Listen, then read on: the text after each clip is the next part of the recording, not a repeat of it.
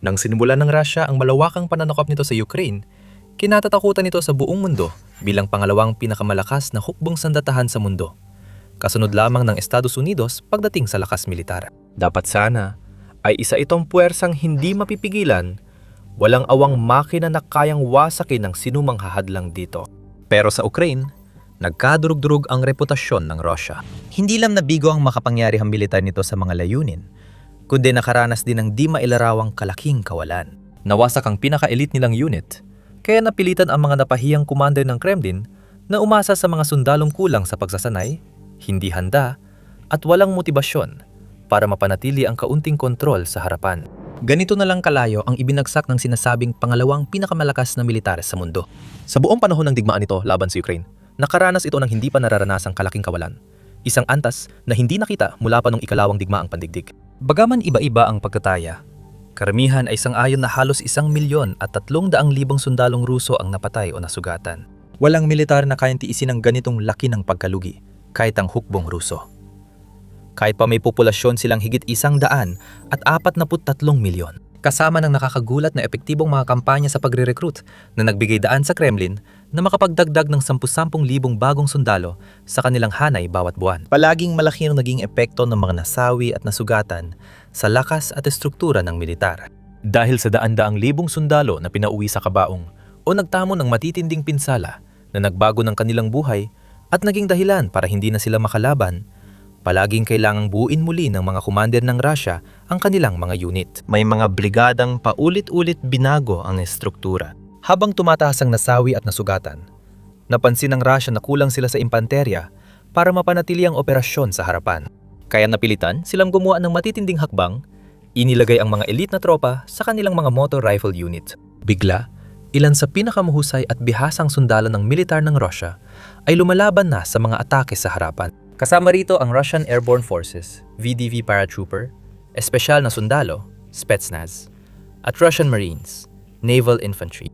Karaniwang inilagay ang mga elite na tropa sa espesyal na misyon na tugma sa kanilang kakayahan. Hindi sila sanay na tratuhin bilang pambala lang at itapon sa mga direktang atake sa harapan nang walang tamang kagamitan at armor na susuporta sa kanila. Dahil dito, kahit may pagsasanay at karanasan sila, halos naubos na ang tatlong espesyal na unit na ito.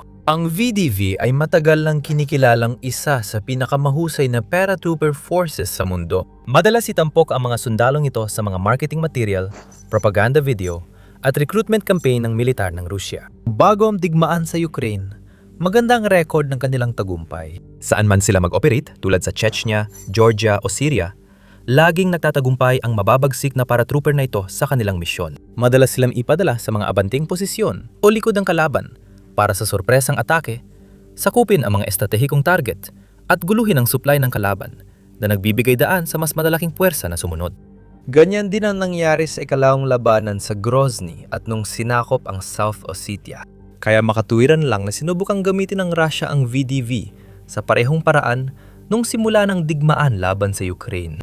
Sa simula ng labanan, may ulat na ipinadala ang mga paratrooper ng Russia sa paliparan ng Hostomel sa Kiev. Posibleng ang misyon nila ay kontrolin ang paliparan para mahirapan ng Ukraine na kontrahin ang pagsakop ng Kremlin mula sa himpapawid. Sa kasamaang palad para sa kanila, hindi naging ayon sa plano ang misong ito at sa halip ay naging isang malaking puntong nagpalakas ng moral para sa mga Ukrainian, hindi para sa mga Russian. Dahil inasahan ng Ukraine, tatatargetin ng mga paratrooper ng Kremlin ang Hostomel na matatagpuan sa loob lamang ng 10 kilometro o 6 na milya mula sa kabisera ng Kiev. Kaya pagdating ng mga paratrooper, handa ng tropang Ukrainian. Inambus at napaligiran sila. Daan-daang VDV ang nalagas sa ilang araw. Hindi lang ito ang kanilang pagkatalo. Kumpirmado rin sa mga ulat na nagkaroon ng malaking kaswalti ang VDV sa iba pang malalaking labanan para sa mga pinag-aagawang reyon, bayan at lungsod, tulad ng Zaporizhia, Avdiivka at Pokrovsk. Hindi tiyak ang bilang ng napatay na Russian paratrooper sa Ukraine dahil iba-iba ang tansya ng mga source. Pero siguradong marami ito. Halimbawa, noong 2023, ang intelihensya ng depensa ng Britanya ay sumipi mula sa opisyal na pahayag ng Kolonel General na Ruso na si Mikhail Taplinsky na nagsabing 8,500 paratrooper ang nasugatan at halos 50% ng 30,000 airborne troopers ng Russia ay napatay o nasugatan sa labanan. Yon ay nung 2023. Simula noon, hindi na mabilang ng mga Ruso pa ang nawalan ng buhay o nagtamo ng malubhang sugat sa Ukraine, kabilang na ang mga puwersa ng VDV. At pareho rin ang kwento para sa Spetsnaz. Ang mga sundalo ng espesyal na operasyon ay kilala at itinuturing na pinakamalalakas na puwersa sa mundo. Mayaman ang kanilang kasaysayan sa mga lihim na operasyon, direktang aksyon, pagsagip ng bihag, sabotahe at mga misyon ng pagmamanman. Kasabay nito, hindi rin perpekto ang record ng Spetsnaz. Nasangkot din sila sa ilang kapansin-pansing kabiguan, gaya ng Moscow Theater Siege noong 2002, kung saan mga teroristang Chechen ang kumuha ng mahigit 900 bihag sa Dubrovka Theater sa Moscow. Natapos ang 57 oras na standoff na magpasok ang Spetsnaz ng pampatulog na gas sa ventilation ng teatro na nagpawala ng malay sa mga terorista at bihag. 40 walang malay o hindi na makakilos na terorista ang pinaslang. Ngunit mahigit 130 bihag din ang namatay. Karamihan ay dahil sa epekto ng gas. 6 na taon matapos ang isa pang pumalpak na krisis ng mga bihag, doong 1900, naraan 76 na sangkot ang mga militante mula Chechnya na kumuha ng libu-libong bihag. Sumugod ang Spetsnaz at mga federal na puwersa gamit ang artilyera at helicopter gunship para bombahin ang lugar. Namatay ang hindi bababa sa 26 na bihag sa putukan at nawasak ang isang buong baryo. Sa kabila ng nakakatakot nilang reputasyon, kadalasang iniuugnay ang Spetsnaz sa kakulangan ng organisasyon at ingat. Itinapon sila sa magulong giyera sa Ukraine na halos wala ng pag-asang mabuhay. Ayon sa 2023 Pentagon leaks, humigit kumulang 900 na operatiba ng Spetsnaz ang unang ipinadala sa Ukraine. Sa bilang na yon, 775 ang napatay o nasugatan. Mas marami pang special operations na sundalo ang ipinadala at namatay sa Ukraine ayon sa ulat ng Mediazona noong 2025 na hindi bababa sa 1,000 na ang nasawi. Nahihirapan ang Russian Marines magkaroon ng makabuluhang epekto sa digmaan kontra Ukraine at nagtamo ng matitinding kaswalti sa maraming engkwentro sa mga taon. Mulay, isa ito sa mga nangungunang puwersa ng Russia. Ang mga Marines o Naval Infantry na kilala sa Moscow ay nangguna sa iba't ibang mga paglusob sa baybayin sa kasaysayan. Nakakuha sila ng mahalagang karanasan sa Syria, halimbawa, kasama ang mga unit tulad ng ika-40, ika-61, ika-100, at 55 at ika-800 at 10 na halos naging alamat ang katayuan sa kanilang mga kasamahan. Sa simula ng digmaan, inaasahan ng mga unit na ito ang magiging mapagpasya sa timog, kung saan sinusubukan ng Russia pumasok sa Ukraine mula sa dagat ng Azov at tangway ng Crimea. Sa maikling panahon, natugunan nila ang mga inaasahan. Nagtamo sila ng ilang kaswalti, pero nagampanan nila ang papel sa mahahalagang pag-ataking mula sa dagat na tumulong sa pagpalibot at tuluyang pagkuha ng Russia sa Mariupol. Habang lumilipas ang panahon, lalong lumalala ang sitwasyon ng mga Marino. Sa Donbas at Timog na rehiyon, nagsimula silang makaranas ng matitinding kaswalti, kaya muling binuo ang dating tanyag na mga brigada. Ang ika-810 halimbawa ay kinailangang muling ayusin ng ilang beses matapos magdusa ng mga pagkalugi sa Mariupol, Kherson, Kursk at Zaporizhia. Naranasan din ng ika-100 at 55 ang kaparehong kapalaran na may hindi bababa sa 8 muling pag-aayos ayon sa ilang pagtataya. Kaya isa ito sa pinakawasak na brigada sa digmaan, na tila anino na lang ng dating sarili. Ang Mediazona, na napatunayang tumpak at maasahang pinagmumulan sa pagsubaybay at pagkumpirma ng mga nasawing Ruso sa pamamagitan ng opisyal na mga obituaryo, ay nagsasaad na mahigit 2,200 marino ng hukbong dagat ang napatay sa unang 4 na taon ng digmaan. Para sa tamang konteksto, tandaan na humigit kumulang 2,400 US sundalo ang namatay sa 20 taong digmaan sa Afghanistan. Malaki ang pagkawala ng elite tropa ng Russia, na malaki ang naging epekto sa kampanya dahil mas matindi ang epekto ng pagkawala nila kaysa sa mga bagong recruits. May dalang, maraming taong karanasan sa labanan ang mga sundalo ng Special Forces. Sa karamihan ng mga kaso, inialay na nilang buong buhay nila sa militar at kabilang sila sa mga pinakamasigasig na handang isakripisyo ang kanilang sarili para sa kanilang bayan. Handa silang magbigay ng higit pa, sumugod ng buong tapang sa pinakamapanganib na labanan, manguna sa pagsalakay at magsilbing gabay para sa mga kasunod nila. Mabilis nang nauubos ang ganitong mga tao sa Russia. Halos wala na talaga. Bago natin talakayin ang ibig sabihin at epekto nito sa hukbong Ruso, nanonood ka ng The Military Show. Kung di ka pa nakasubscribe, na yon ang tamang panahon. Kahit anong militar kasama ang Russia, ay mahirapan kapag nawala ang marami sa kanilang pinakamahusay na operatiba. Di gaanong nagmamalasakit ang mga commander ng Kremlin kahit mapatay o masugatan ang mga sundalo sa halos suicidal na atake. Madali silang makakuha ng bagong recruit. Dumadaan lang sa basic training bago bigyan ng baril at ipadala sa sunod na atake. Pero ang mga tulad ng VDV, Impanteryang Pandagat at Spetsnaz ay hindi ganong kadaling palitan. Kahit may makuhang may tamang kakayahan ng Kremlin, kulang ang oras para sanayin ng maayos ang bagong henerasyon ng mga sundalo ng espesyal na operasyon. Ayon sa Small Wars Journal, malamang nadadaan din sa minadaling pagsasanay ang mga bagong espesyalisadong tropang Ruso, tulad ng ibang unit, na posibleng magdulot ng mas maraming pagkawala ng mahahalagang operator. Isang bagay na hindi matitiis ng Kremlin. At hindi lang yon. Pagkatapos ng matinding pagkawala, naghiwa-hiwalay na ang tatlong elite na puwersang tinalakay sa video. Hindi na sila kasing organisado o disiplinado tulad ng dati. At parehong ang mga ika-100 at 55 at ika-810 at 10 brigada ng Guards Naval Infantry ay nakusahan ng mga krimen sa digmaan. Ayon sa ulat, gumamit ang mga marino ng bawal na chemical at malupit na pinatay ang mga bihag na sundalong Ukranyano. Kasama rin ang mga paratrooper na di umanay sangkot sa Bucha Massacre noong 2022 kung saan maraming sibilyan ang pinatay sa kalsada. Dahil sa makalumang doktrinang Soviet na labis ang pamamahala, kulam sa autoridad at kalayaan ang mga commander ng elite unit para epektibong magamit ang natitirang tropa. Nagiging sanhi ito ng kawalang tiwala na, kasabay ng maraming nasawi, ay mas humahad lang sa pag-usad ng Russia sa labanan.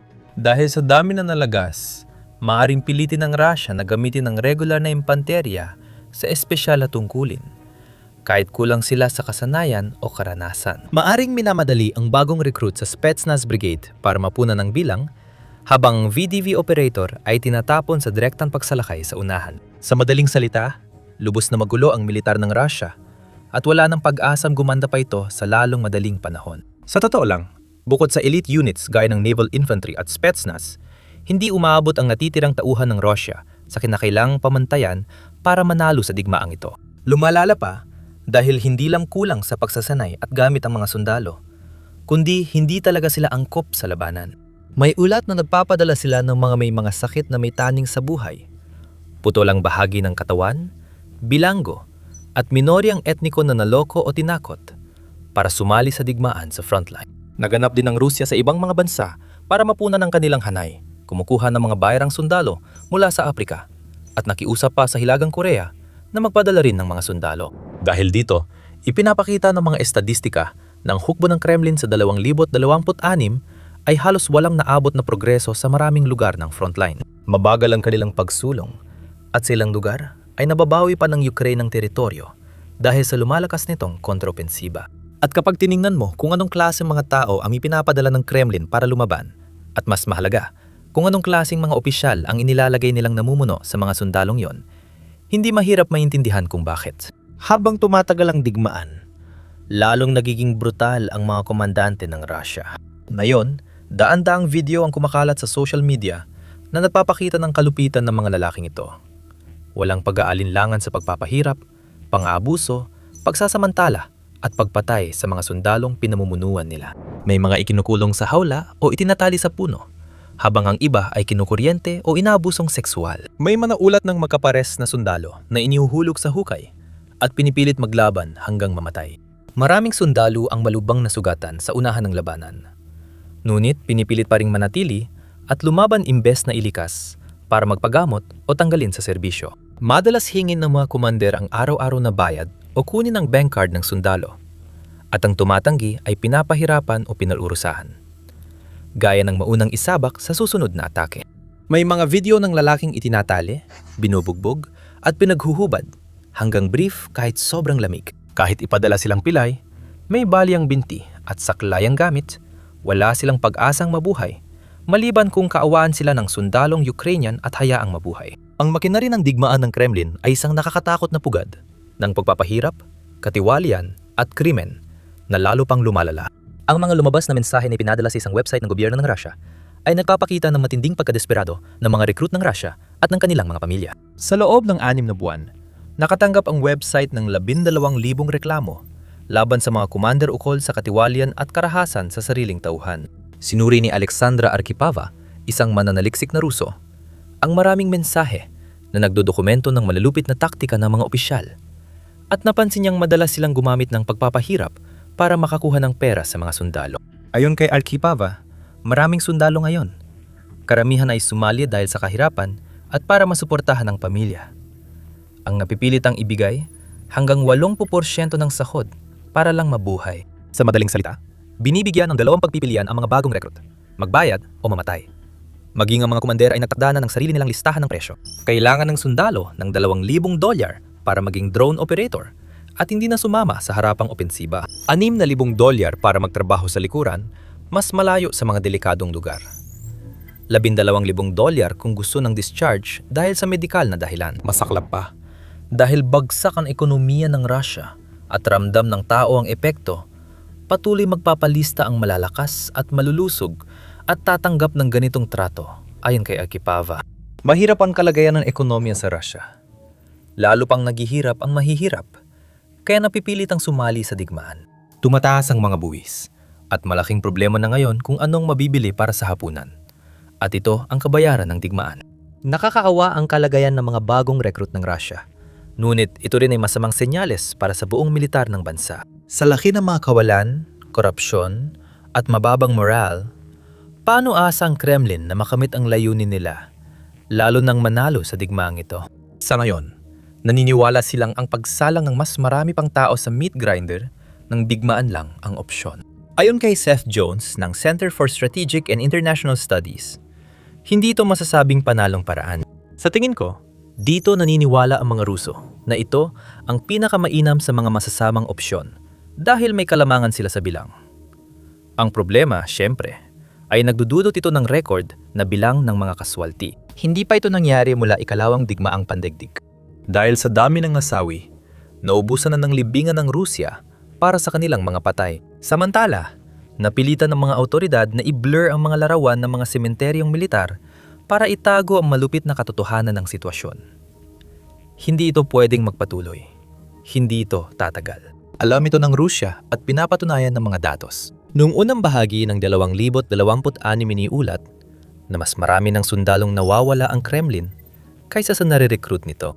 Ginagawa nito ang lahat ng makakaya, maliban na lang sa isang ganap na mobilisasyon para dagdagan ang tauhan nito. Mula sa pagbibigay ng mas malalaki at katawa-tawang insentibo sa pera, hanggang sa panlilinlang sa mga estudyante gamit ang mapandinlang na recruitment videos.